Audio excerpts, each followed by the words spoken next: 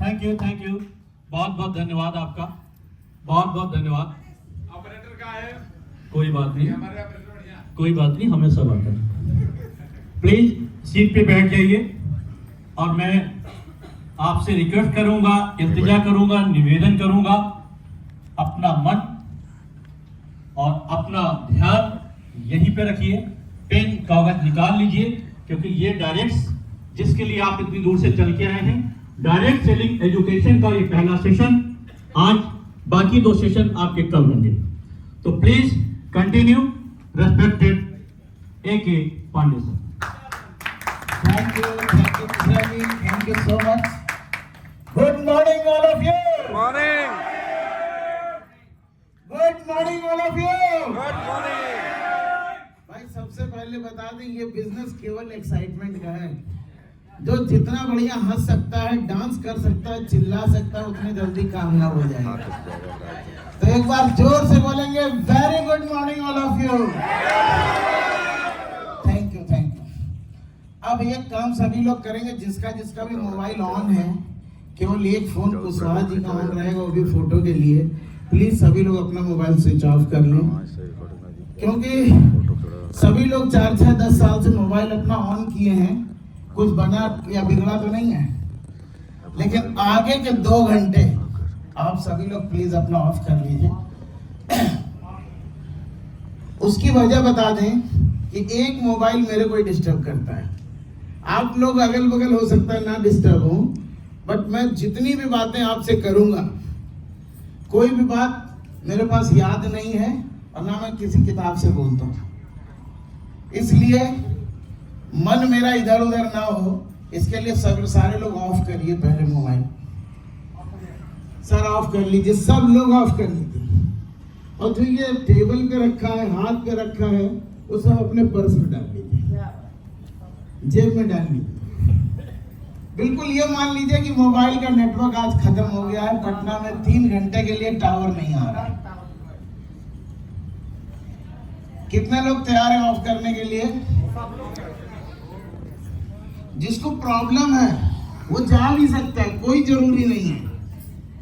जिसको जरा भी मोबाइल से प्रॉब्लम है, आपका बेहतरीन कमरा है, जाइए आराम से उसमें बैठिए, मोबाइल पे बात करिए। पैसा तो आप दे ही चुके हैं।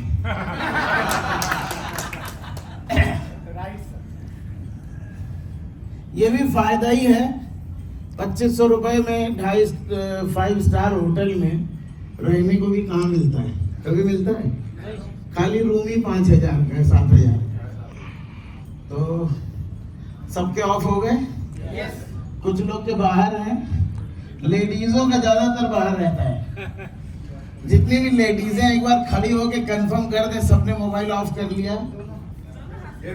सबका ऑफ है? आप लोग का ऐसा तो नहीं घंटी बजेगी? चलिए, ये सर ये किसका है? नहीं, अंदर रख लीजिए सर, यही तो करना, बाहर दिखना ही नहीं है। कोई टेबल पे भी नहीं रखेगा।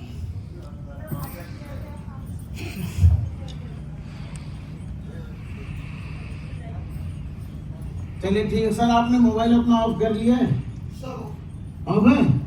पटना में 3 घंटे के लिए नेटवर्क नहीं आ रहा है, ये मान लीजिए।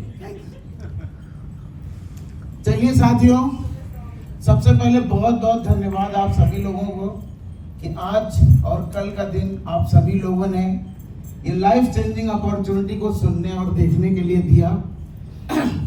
और मैं ईश्वर से कामना करूंगा कि आप सबको वो बल दे, शक्ति दे, बुद्धि दे, विवेक दे, धैर्य और पेशेंस दे कि आप सब लोग अपनी लाइफ को मेरी तरह बदल सकें।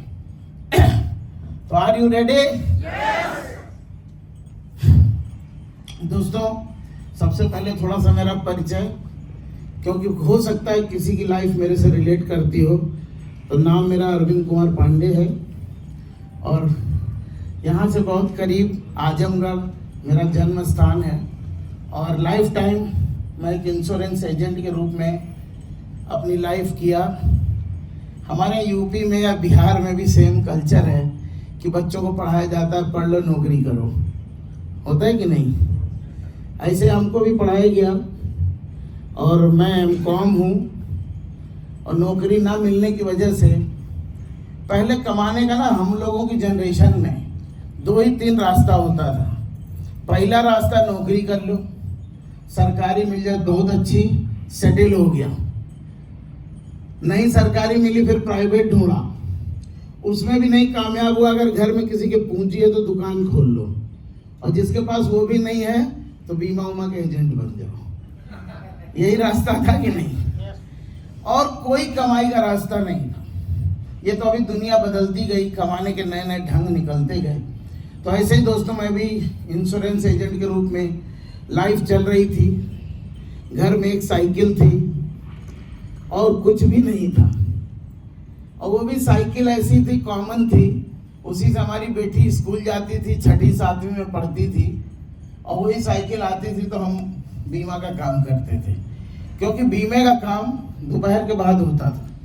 ऐसे जीवन चल रहा था। कभी लाइफ में कोई सपना, कोई ड्रीम नहीं था। आज जो जिंदगी हम जी रहे हैं या जो इनकम एंजॉय कर रहे हैं, लोग कहते हैं ना सपने में आता है।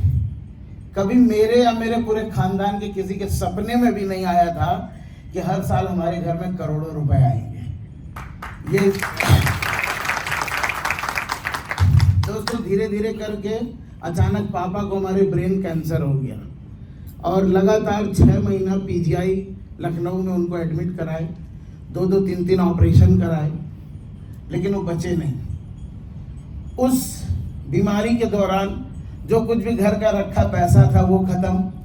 पापा की छोटी सी एक दुकान थी और उसके बाद जितने भी नात रिश्तेदार थे जहाँ से पैसा मिल सकता था वो भी हम लोग ने ले लिया, क्योंकि 20 साल पहले काफ़ी पैसा उनके ऑपरेशन में लगा था। आज भी समझ लीजिए अगर कोई बीमार होगा 6 महीने पीजीआई जैसे एडमिट कराना हो तो कितना खर्चा लगेगा। नहीं बचे, तेरही और रही किए। उसके बाद बहन की शादी करना था। हम ही घर में अकेले थे, एक को पैसा नहीं, कुछ नहीं। आजमगढ़ में हमारे पास 6 बीघा जमीन थी। हमने 6 बीघा जमीन कर्ज पे रेहन पे रख दिया और उससे अपनी बहन की शादी की। हमने कहा एक बहुत बड़ी जिम्मेदारी है, जमीन बेचेंगे नहीं, रेहन पे रख देंगे, कमा के छुड़ाइए लेंगे। ऐसे करके हमने बहन की शादी किया। अब घर से कोई राशन पानी भी बंद हो गया। जो पहले गेहूँ, चावल, धान, अरहर आता था, खाते पीते थे, वो भी बंद। और धीरे धीरे इंश्योरेंस का काम चल रहा था और बहुत छोटा लेवल था उस समय, 2000-3000 महीना कमा पाते थे। ये बात 1995-94 की मैं बता रहा हूँ आपको। और फिर अचानक बहन की शादी करनी हुई तो बहन की शादी निपटाया, कर्जा वर्जा लेके, और फिर जैसे कहते हैं ना दिवालिया होके गांव छोड़ के हमें जाना पड़ा और हम गए कानपुर। वहाँ पे ही इंश्योरेंस का काम शुरू किए धीरे धीरे। अब हमारे यहाँ किराए का मकान, हम, मम्मी, 2 बच्चे। और मम्मी को फिर पता चले शुगर हो गया, हार्ट अटैक पड़ गया। अब घर में खाने को नहीं, 2-2, 4-4 किलो आटा आता था। 2000-3000 जब इंश्योरेंस से मिलता था तो उसी में कभी बच्चों की फीस दे दिया, कभी कुछ कर दिया, बिजली कट गई। इस तरह की तमाम समस्याएं झेलते हुए दोस्तों जब माता जी को हमारे हार्ट अटैक पड़ा तो वहीं से इस संस्था से मेरा परिचय हुआ। और कहते हैं जब भगवान आपको बहुत दुख दे तो खुश होना समझ जाना कि अब हमारे बदलने के दिन आ रहे हैं। यही हालत मेरी थी। मम्मी को हार्ट अटैक पड़ा। हमारे एक दोस्त जो भगवान के रूप में है, आज इस दुनिया में नहीं है, लेकिन उन्होंने ही मेरे घर की लाइफ को बदला। अपना किराया लगा करके हमको दिल्ली ले गए और बोले एक कंपनी है जो प्राकृतिक चिकित्सा के क्षेत्र में काम करती है, आप वहाँ पे मम्मी को दिखाइए। तो हमने कहा मम्मी को ले जाना पड़ेगा। बोलेंगे नहीं, वहाँ डॉक्टर बैठते हैं, चलिए। तो जैसे आज यहाँ पे एक छोटी सी ट्रेनिंग है, वहाँ पे टियान्सी का एक तरह का प्रेजेंटेशन था। पूरे यूपी में कोई भी नहीं ज्वाइन था। दिल्ली में बहुत थोड़ा बहुत काम होता था। हम गए वहाँ पे, हमने प्रेजेंटेशन को देखा और तब मेरा केवल एक सपना था इस ध्यान से कि हमारी मम्मी ठीक हो जाए। और कोई सपना अपना नहीं था कि हमारे घर में पैसा आए, गाड़ी आए, कुछ भी हो, कोई ड्रीम नहीं था। केवल एक ड्रीम था कि हमारी माता जी ठीक हो। और दोस्तों,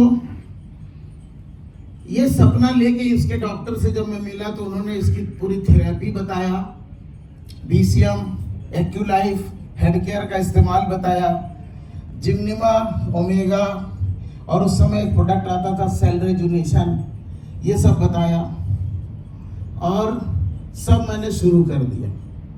उसके पीछे कहानी है, पैसा तो था नहीं, तो एक हमारे दोस्त थे, उनके पिताजी से हम लोग ने, उनके पिताजी को भी शुगर हुआ था, तो उनको हम लोग आके सेट किए और वो रिटायर हुए थे HCL से। हमने कहा अंकल जी 50,000 रुपये हम लोग को उधार दीजिए। उनका बेटा भी बेरोजगार था और हम भी तो LIC करते थे, लेकिन टारगेट था कि मम्मी को ठीक करना है। और दोस्तों, उन्होंने वो तैयार हो गए इस शर्त पे कि आपके पैसे भी वापस करेंगे, इंटरेस्ट भी देंगे और आपकी शुगर भी ठीक करेंगे। इतने पे वो तैयार हो गए। और दोस्तों, हमें बड़ी खुशी है कि इस समय उनकी उम्र 90 ईयर्स है। कितनी? 90 साल है और आज भी वो शुगर से रहित हैं और वो मशीन वाज भी करते हैं।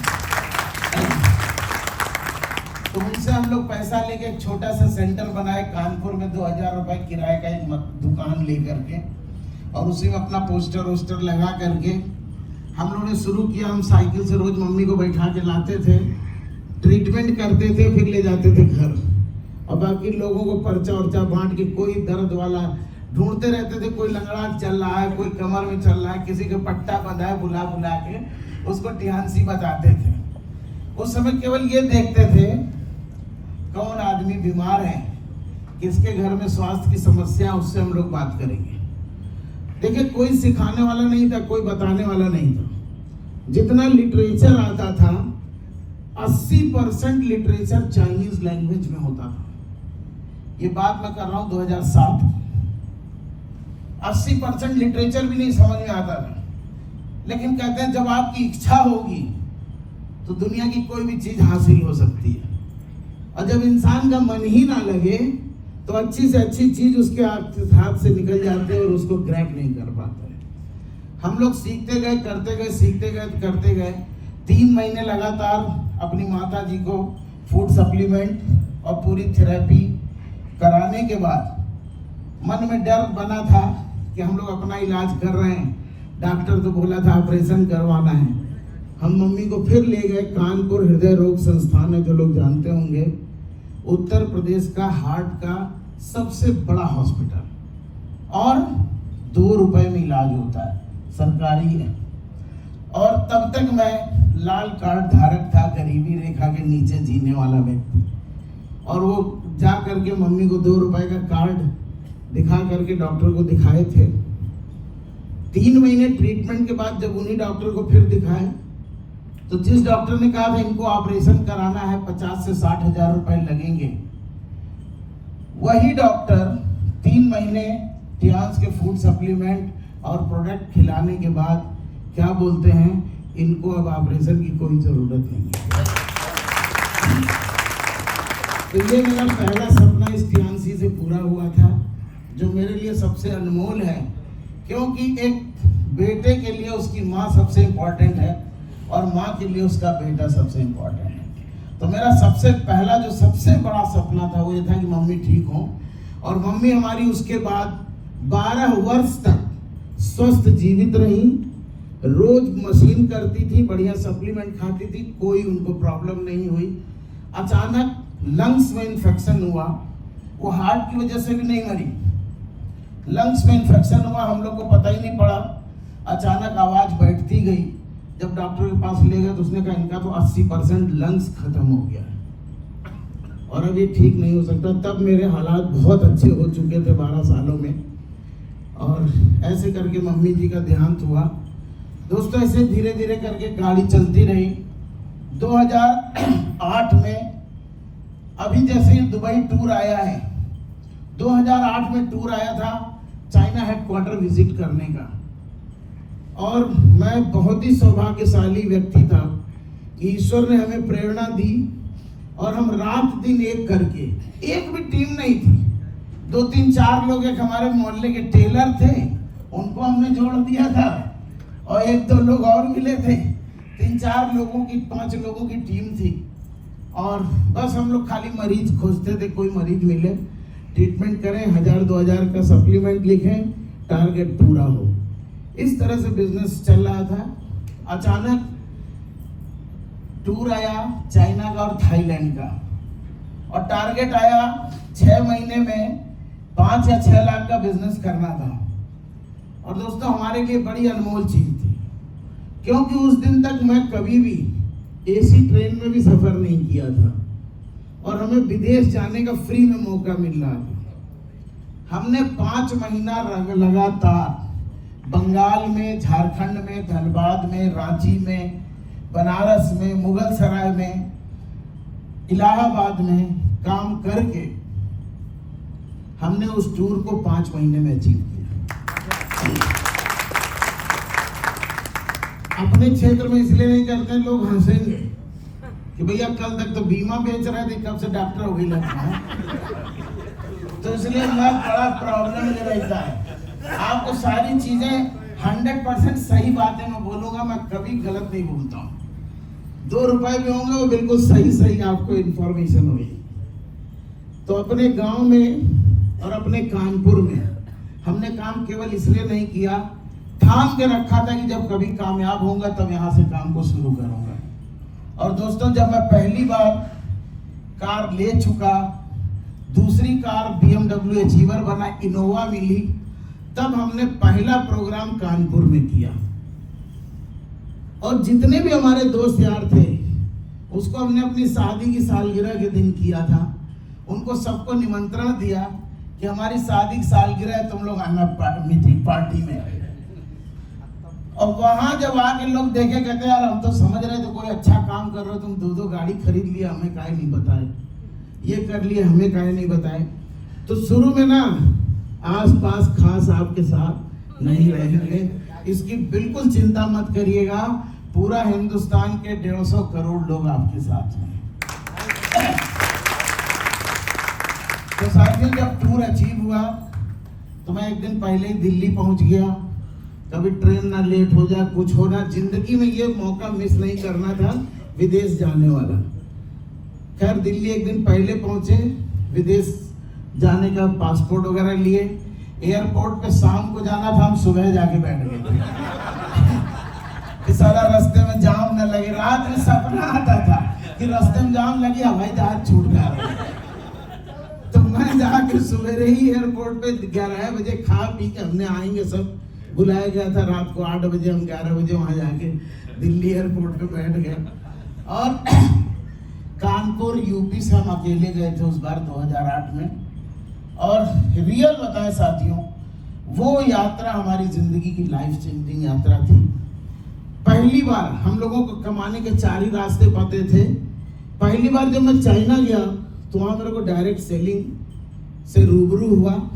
इससे पहले हम एक और कंपनी में काम किए थे, लेकिन तब भी ये नहीं पता था डायरेक्ट सेलिंग क्या होती है।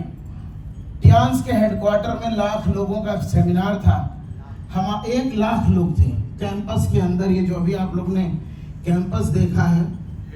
हाँ, और केवल इंटरनेशनल लोगों को होटल मिला था। जो चाइना के लोकल लीडर थे, ब्रॉन्ज लाइन, सिल्वर लाइन, वो बेचारे घास में रात भर पड़े रहे। जो घास है, किसी को कमरा नहीं मिला, क्योंकि पूरे कैंपस में 1 लाख आदमी रुका हुआ था।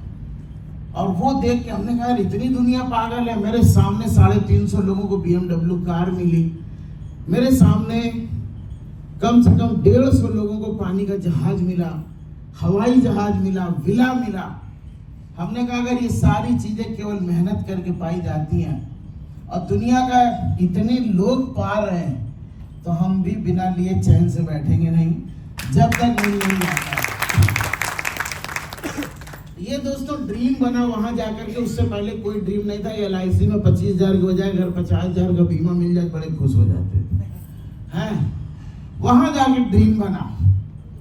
वहां जाके एक ड्रीम और बना। टियांस में कल्चर है, जब आप ऑनरेरी डायरेक्टर बनेंगे तो टियांस का बहुत बड़ा म्यूजियम है।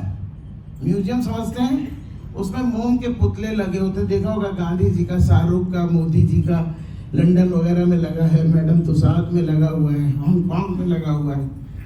ऐसे ही टियानसी ने अपने लीडरों का एक म्यूजियम बनाया है और उस म्यूजियम में पूरी दुनिया के लीडरों का नाम लिखा हुआ है, अमेरिका से, रशिया से, चाइना से, पाकिस्तान से, बांग्लादेश से, हर बहुत से कंट्री के लीडर ऑनरेरी डायरेक्टर बन चुके हैं। और इंडिया की जगह ताजमहल और उसके पीछे तिरंगा झंडा और नीचे एक तख्ती पे बोर्ड लिखा हुआ था, दिस प्लेस फॉर यू।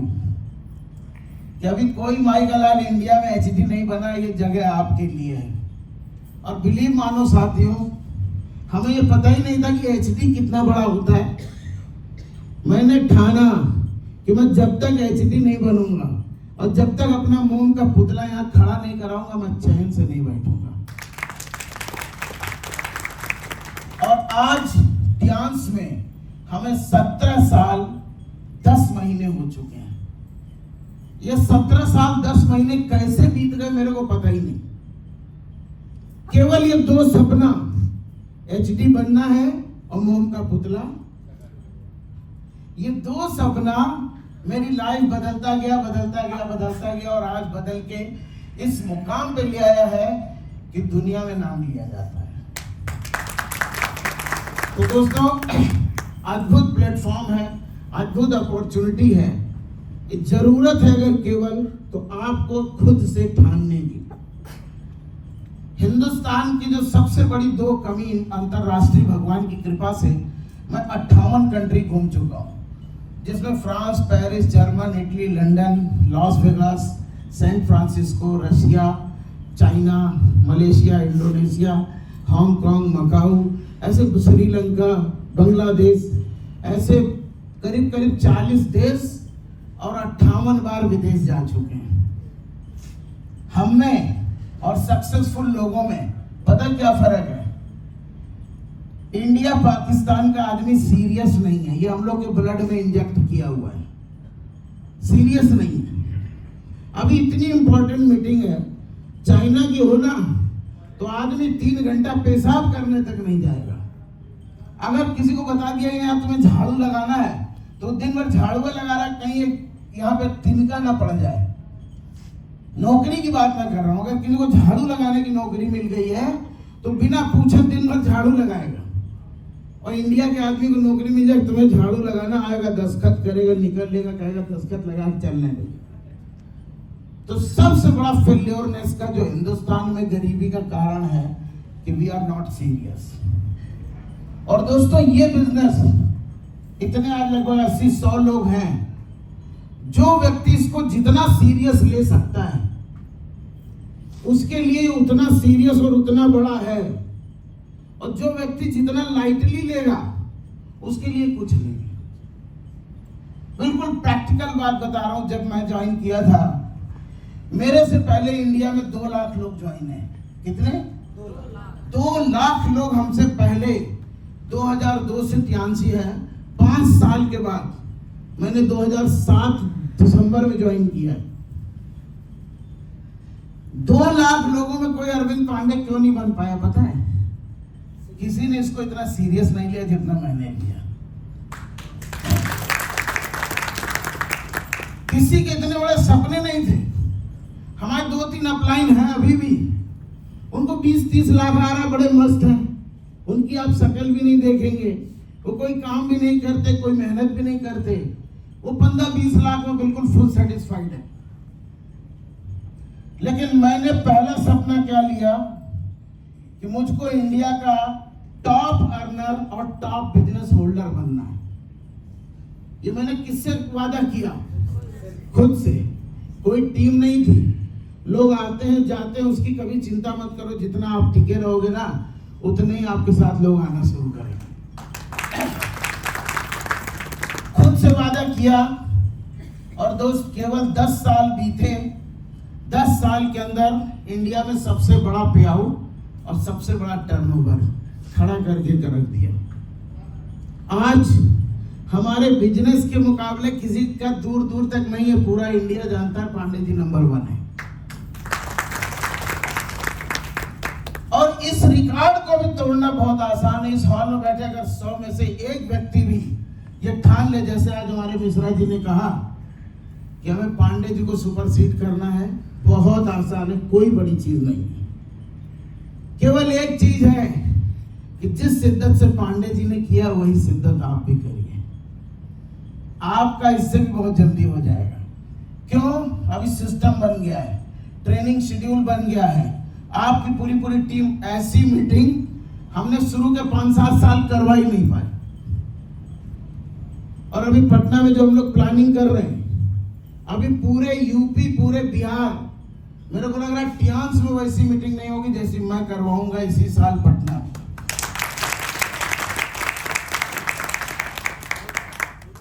और आप लोगों के लिए बहुत ही सौभाग्य की बात यह है, इसको सौभाग्य ही समझिए कि अभी इंडिया में 0.1% लोगों को टीएमसी के बारे में पता नहीं, और ये 100 लोग खाली ये ठान लें कि हमें घर घर जाके टीएमसी के स्वास्थ्य की, हेल्थ की और वेल्थ की चर्चा करनी है और लोगों को इसके बारे में अवगत कराना है। तो दोस्तों ये बिलीव मानो, 0.1% भी बंदा नहीं जुड़ा है, जिस दिन 0.5% भी आप लोग के नीचे जुड़ गया, तो इसमें से कोई ऐसा व्यक्ति नहीं होगा जिसकी साल की 1 करोड़, 1.5 करोड़, 2 करोड़ की इनकम ना हो। लेकिन घर बैठने से नहीं होगा, छोटी छोटी चीजों को लेकर नाराज होने से नहीं होगा। इस कंपनी को, इस बिजनेस को अपना समझना पड़ेगा कि मेरी कंपनी है, और रियल में आप सभी, हम सभी बहुत भाग्यशाली हैं। मैं अभी आपको दिखाऊंगा कि दुनिया की इकलौती कंपनी है कि आप इस बिहार से इस बिजनेस को शुरू करके पूरे विश्व में, अमेरिका में लोग पेस्ट करेंगे, पैसा आपके घर आएगा। पाकिस्तान में लोग सैनिटरी नैपकिन यूज करेंगे, पैसा आपके घर आएगा। बांग्लादेश में लोग सप्लीमेंट खाएंगे, पैसा आपके घर आएगा। ऐसा मेरे घर होता है, जिसको बोलते हैं इंटरनेशनल ग्लोबल रॉयल्टी। और ये छोटा मोटा अमाउंट नहीं आता है, हम कोई बोलते नहीं, हम सब दिखाते हैं। अभी आप सबको दिखाएंगे रॉयल्टी जो आती है $20,000 $25,000। $20,000 $25,000 का मतलब समझ रहे हैं, 15-17 लाख रुपए, 4 IAS की सैलरी खाली रॉयल्टी के रूप में मेरे घर आती है। पे आउट नहीं है, ये केवल इंटरनेशनल रॉयल्टी है जिसमें हमारा और हमारी टीम का कोई योगदान नहीं होता। ऐसे अद्भुत प्लेटफॉर्म पे बैठे हैं, 50,000 की नौकरी के लिए आदमी 4-4, 6-6, 10-10 लाख रुपए घूस दे देता है। देता है कि नहीं देता है? कोई कह देंगे तुम्हें क्लर्क बना देंगे, रेलवे में चपरासी बना देंगे, वो झाड़ू मारने वाला बना देंगे, 2-4-5 लाख रुपए सैलरी। देते कि नहीं देते? सर घूस। यूपी बिहार में बिना घूस के नौकरी भी नहीं लगती। और जितने लोग नौकरी के कर रहे हो, मैं बड़ी रिस्पेक्ट करता हूं, उन्होंने बहुत अच्छा काम किया कि उनको मिल गई।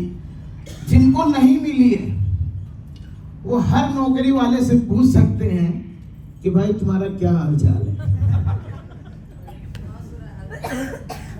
जो बंदा 80,000 तनख्वाह पा रहा है, मास्टर बन गया, बैंक का मैनेजर बन गया, सारे लोग बन गए, मतलब ये मैं हकीकत इसलिए कि आप ही लोग से मेरे को सुनने सीखने को मिलता है। अगर वो 12 लाख की कार लेंगे तो किस्त पे लेंगे, अगर 50 लाख का मकान बनाएंगे तो होम लोन किस्त पे लेंगे। पूरी पूरी लाइफ हमको बड़ी प्रेरणा मिली है। हमारा दोस्त कर्नल से रिटायर हुआ है, हमारे घर के जस्ट बगल में ही था। जब तक उसकी शादी नहीं हुई थी, उसने फिएट की एक पालियो कार खरीद ली। शादी होने के बाद उसकी सैलरी उस समय 40-50 हजार थी, आज से 20 साल पहले की बात है, 30-40 हजार रही होगी। तो उसको एक मकान लेने का सूझा कि यार मेरे पास कुछ नहीं है, एक फ्लैट लेते हैं। तो उसने गाजियाबाद में एक फ्लैट खरीदा और उसकी सर 20 साल की किस्त करवा दी। अब पूरी 20 साल उसकी तनख्वाह का आधे से ज्यादा पैसा फ्लैट की किस्त में गया। जैसे फ्लैट फ्री हुआ तो अभी बोलता है यार ये फ्लैट हमारे रहने लायक नहीं है, बहुत थर्ड क्लास 2 BHK, सोच थोड़ी बड़ी हो गई। उसने कहा यार दूसरा लेंगे। अभी नोएडा में उसने 1 करोड़ का दूसरा फ्लैट ले लिया। तो जितने दिन उसने नौकरी की 7-8 साल, तो उस 1 करोड़ की किस्त जाती उसकी 80,000 रुपए। तनख्वाह थी करीब 1.5-2 लाख रुपए। 80,000 फ्लैट की किस्त देता था और बड़े मुश्किल से 80,000 में बीवी बच्चे पालता था। पूरी लाइफ एक गाड़ी नहीं ले पाया। उसके बाद रिटायर हुआ है अभी साल भर पहले, साल भर नहीं हुआ, अभी 6-8 महीने हुए हैं। रिटायर होने के एक दिन भी घर नहीं बैठ पाया, केवल इसलिए कि यार अब तो हमें 90,000 पेंशन मिलेगी और 80,000 मेरी किस्त जाएगी, मेरा घर कैसे चलेगा। उसने तुरंत 1 लाख रुपए की नई जॉब साइन किया गुड़गांव में। घर द्वार छोड़ के रिटायरमेंट में, हमारी उम्र का है 58, मेरी भी है उसकी भी है, और वो रिटायर होकर नौकरी कर रहा है। फिर सुबह जाता है 9 बजे, शाम को 10-11 बजे आता है और कह रहा भाई अब तब तक नौकरी करनी पड़ेगी जब तक इस फ्लैट का पूरा पैसा अदा नहीं कर पाएंगे। रिटायर हो के आए, जो थोड़ा बहुत फंड मिला, गाड़ी वाड़ी ली, कुछ मन का एक काम किए और उसी में लाइफ जी रही है। तो जिन लोगों का सपना लेफ्टिनेंट और कर्नल बनने का है ना, हमने अपने बेटे को यही दिखाया। उसने, जब हम लोग के हालात खराब थे तो उसने बड़ी अच्छी पढ़ाई पढ़ी, पढ़ने में बहुत ब्रिलियंट था, बीटेक किया और तुरंत आर्मी में CDS SSB क्वालिफाई किया और पूरे यूपी से 3.5 लाख बच्चों में 2 बच्चों का सिलेक्शन हुआ, तो उसमें से हमारा भी बेटा है। और मेडिकल के बाद हमने और हमारी वाइफ ने मना कर दिया उस नौकरी को, उसको साइन नहीं करने दिया, भेजा नहीं, जाने नहीं दिया, केवल टियांस के भरोसे कि तुम्हारी वहां जो भी सैलरी 1-1.5 लाख है, अभी शुरुआत लेफ्टिनेंट की 1 लाख रुपए सैलरी होती है। हमने कहा डे 1 से तुमको 2 लाख सैलरी देंगे, तुम हमारे साथ रहो। और तब से 2020 के बैच में वो क्वालिफाई किया था, तब से हम हर महीने की 16 तारीख को उसके अकाउंट में 2 लाख रुपए डाल देंगे। और एक आर्मी अफसर जो रिटायर होके घर आता है, उतना फंड उसने इस 4-5 साल में कलेक्ट कर लिया म्यूचुअल फंड से जुटा के, करीब 1 से 1.5 करोड़ रुपया वो जुटा चुका है। और एक वादा और किया है, अभी उसकी शादी है 22 तारीख को, 22 नवंबर को, तो जिस दिन बहू आएगी तो हमारी बहू भी 1 लाख सैलरी पा रही है। हमने कहा तुम भी आगे फ्री हेल्थ ज्वाइन करो, 1 लाख तुम्हें भी देंगे। तो दोनों को घर रखना है। 3 लाख रुपए में अगर बच्चे रात दिन साथ रहे तो कितनी अच्छी बात है, बताइए। हर माता पिता ये चाहता है, लेकिन मजबूरी इसकी होने की वजह से बाप अपने बेटे को अगर 3 लाख रुपए मेरी तरह दे पाए तो बच्चा शाम को रोज आपके साथ डिनर करेगा, दोपहर को बहू बेटे के साथ में आप लंच करेंगे। इससे बड़ा सुख कोई है क्या दुनिया में? तो ये सारी चीजें केवल अगर संभव है तो इस इंडस्ट्री में है। मैं कहीं जा नहीं पाया, अभी हमने उसको पैकेज, बहू को और बेटे को 4-4 लाख का टिकट दिया हूँ। स्विट्जरलैंड, पेरिस और फ्रांस घूम के आने का 10 दिन का पैकेज है। कौन बाप अपने बेटे को दे सकता है? नौकरी वाला तो 8 लाख खर्च नहीं कर पाएगा कि जा बेटा स्विट्जरलैंड घूम के आ जा। कर सकता है? ये तब होता है जब आपके पास इफरात पैसा हो, कोई उसमें गिनने की नहीं और बिना मेहनत के आता है। अब जैसे रॉयल्टी आ गई मेरे अकाउंट में 15 लाख रुपए, उसमें क्या हमने मेहनत की है? 15 लाख में 8 लाख दे भी दिया तो क्या चला गया? मैं तो सोचता हूँ 1 महीने की ना सही, या ये मान लो 1 महीना कम पैसा आया है, यही तो सोचना है। तो दोस्तों बहुत ही अद्भुत इंडस्ट्री है, केवल इसको सुनने सीखने की जरूरत है। और कहते हैं कि बिना सीखे इंडिया में ज्यादातर लोग फेल्योर क्यों होते हैं? किसी भी काम को करने निकल देते हैं, उसके बारे में सीखते नहीं है। अब बिना सीखे आदमी साइकिल भी नहीं चला सकता, और उसी लड़के को सिखा दिया जाता है तो हवा में हवाई जहाज उड़ाता है। यस और नो? आज आप सभी को मैं बता दूं, डायरेक्ट सेलिंग में अभी सर ने एक बात कही, मेरे को बड़ा दुख लगा कि पूरे पटना में कोई, बिहार में कोई बंदा बताइए जो 4-6 करोड़ रुपए साल का ITR भरता हो डायरेक्ट सेलिंग से। उसकी केवल एक वजह है, उसके पास नॉलेज नहीं है कि हमें किस तरह की कंपनी में काम करना है। उसके पास नॉलेज नहीं है कि कौन सी कंपनी में काम करना है, किसको नमस्ते करना है। उनके चाचा ने मोटिवेट कर दिया, भैया ने मोटिवेट कर दिया, किसी ने आके बताया, वो साइन किए, लग गए, 2 साल लगे, कुछ पैसा लगे, कुछ लगाए, पता चले कंपनी भाग गई। पिछले 19 सालों में 20 साल लगभग मेरे को इस इंडस्ट्री में हो गया है। 20 साल में 50 कंपनी के मालिक आए होंगे कि पांडे जी आइए, हमारी कंपनी ज्वाइन करिए, हम आपको 1 करोड़ रुपया नगद दे रहे हैं, मर्सिडीज गाड़ी दे रहे हैं, आप जैसा लीडर हमें चाहिए। उनसे मैं एक ही बात पूछता हूँ, तुम्हारी कंपनी में ऑनररी डायरेक्टर की रैंक है? बोले नहीं। मैंने कहा मेरे को वही कंपनी करनी जिसमें ऑनररी डायरेक्टर की रैंक है, क्योंकि हमें अपना मोम का पुतला लगाना है।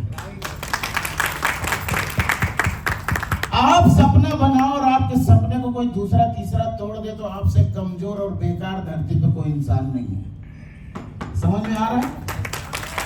और जिंदगी में वही लोग कामयाब होते हैं जो एक बार सपना देख लिया कि मुझको डॉक्टर बनना, और लड़का रात दिन उसको बायोलॉजी इतनी अच्छी लगेगी कि वो डॉक्टर बन जाता है।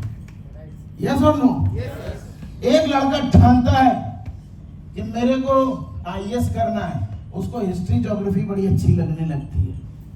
उसके सपने को कोई तोड़ सकता है क्या? घर द्वार छोड़ के वो जाकर पढ़ाई करता है, उसको ना ईद, ना बकरीद, ना होली, ना दिवाली, किसी चीज से मतलब नहीं होता। उसका केवल एक लक्ष्य होता है कि मेरे को IAS बनना, IPS बनना। यस और नो?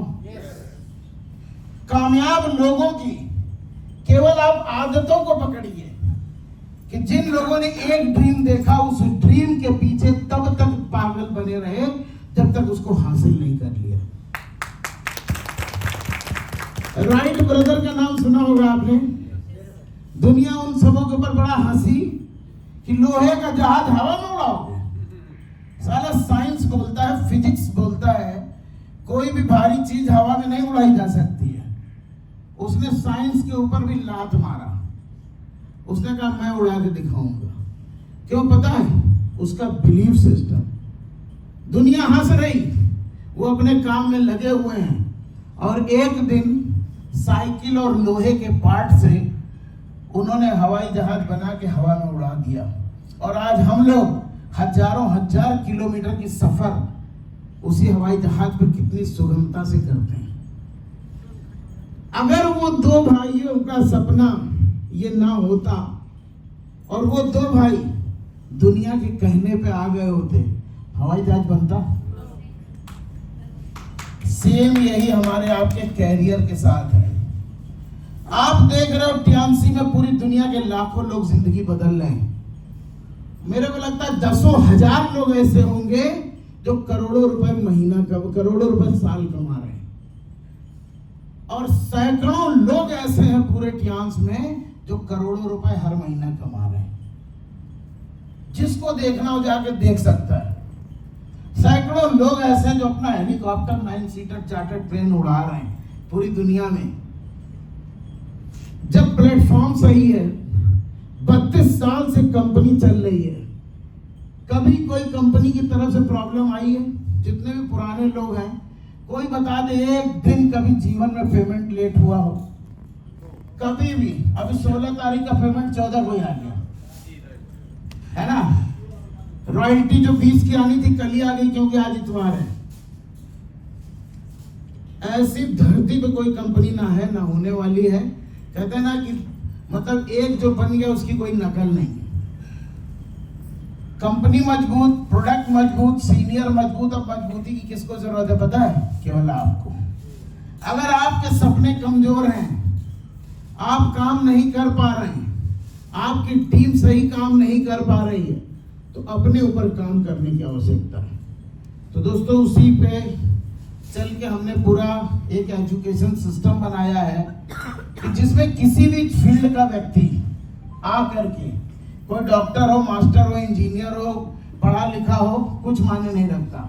इस बिजनेस में कामयाब होने के लिए कोई चीज मायने नहीं रखती कि आप गरीब हैं, अमीर हैं, घर में पैसा है नहीं है, खाने को है नहीं है, अच्छे कपड़े हैं नहीं है, आपके ऊपर करोड़ों का कर्जा है, आप दुनिया भर के बवाल में हैं, आपको शुगर है, आपको बीपी है, कुछ मायने नहीं रखती। एक महिला ने मुझको बड़ा मोटिवेट किया था, 2008 में मैं गया था।